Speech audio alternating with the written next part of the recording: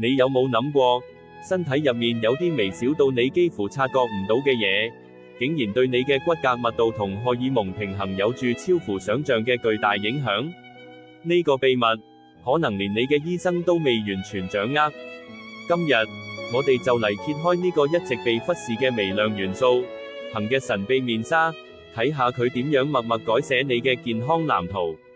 長久以來，我哋都將骨骼健康嘅一切歸咎於鈣質，但咁樣諗可能太過單一。最新嘅科學研究正逐步揭示，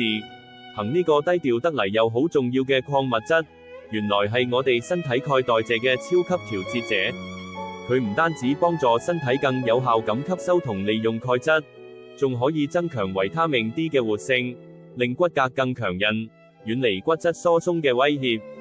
但硼嘅超能力遠遠唔止咁少，除咗守護你嘅骨骼，佢仲默默地扮演住一個關鍵角色，幫助維持我哋體內荷爾蒙嘅精妙平衡。無論係雌激素定睾酮，都同佢有密切關係。一個咁微細、咁容易被忽略嘅元素，竟然係你身體健康嘅隱形守護者。聽完之後，你仲會唔會忽視佢嘅存在，任由呢個秘密武器沉睡呢？